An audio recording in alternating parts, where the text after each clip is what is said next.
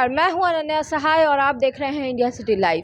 आज की प्रेस वार्ता को भाजपा की ओर से संबोधित कर रहे हैं ऋतुराज सिन्हा, जो कि भाजपा के राष्ट्रीय मंत्री सह वरिष्ठ नेता हैं। उन्होंने अपनी बातों से सीधा सीधा हमला बोला है कांग्रेस और आरजेडी पे। उन्होंने तेजस्वी यादव और राहुल गांधी से कुछ तीखे प्रश्न किए हैं, जिन प्रश्नों को अभी हम आपके सामने दिखाएंगे। तो सबसे पहले देखिए क्या कुछ कहा है ऋतुराज सिन्हा ने। तो आज हम तुष्टीकरण के मुद्दे पे बात करेंगे और तथ्यों के साथ कुछ प्रश्न मैं आपके सामने रखूंगा और बिहार में इंडिया अलायंस के चेहरे तेजस्वी यादव के समक्ष में रखना चाहूंगा। बैकग्राउंड से शुरू करते हैं मित्रों। अभी कुछ दिनों में काफी चर्चा में आया कि कांग्रेस और इंडिया अलायंस का एजेंडा अल्पसंख्यक समाज को लेकर किस प्रकार से है। शुरू करते हैं सर्वप्रथम राहुल गांधी जी से।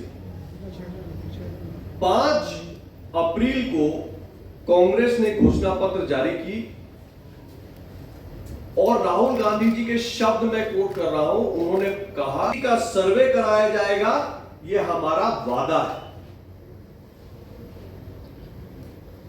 अब उन्होंने ये बात जो रखी उसको कांग्रेस के मैनिफेस्टो से जोड़ते हैं, जिसकी प्रति मैं लेके आया हूं। आप सबने देखा ही होगा, ये कांग्रेस का मैनिफेस्टो है। इस मैनिफेस्टो के पेज नंबर 8 से मैं पढ़ रहा हूं, इसको जरा गौर से सुनेंगे।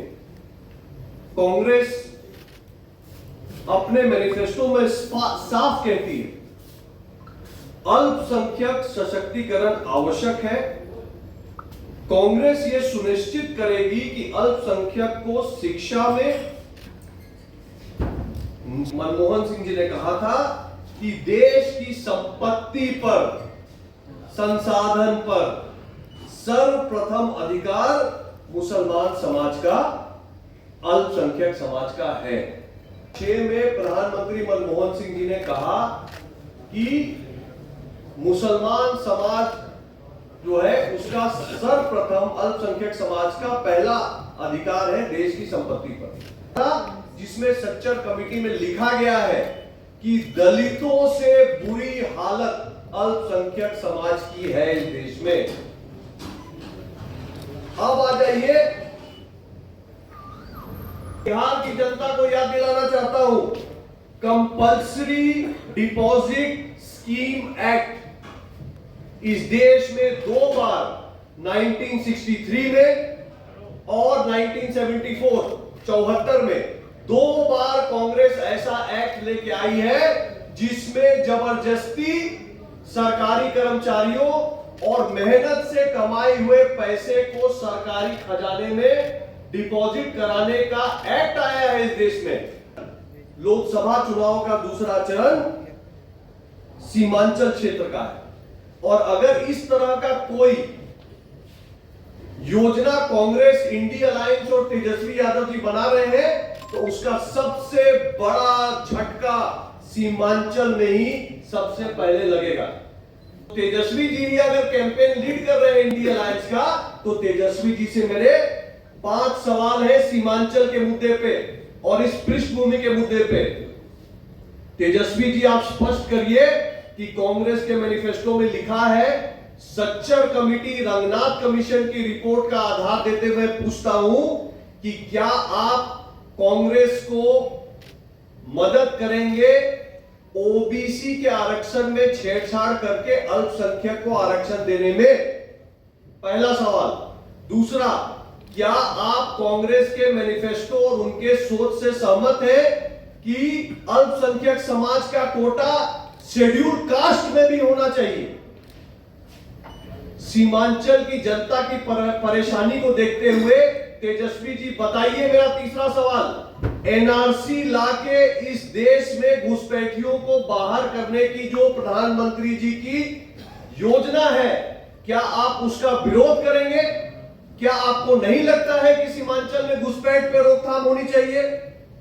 आप बताइए तेजस्वी जी कि इस देश में प्रधानमंत्री मोदी के तीसरे बार पीएम बनने के बाद यूनिफॉर्म सिविल कोड यानी सर्व नागरिक को समान अधिकार लाने की बात हो रही है। किसी को विशेष अधिकार ना होना चाहिए।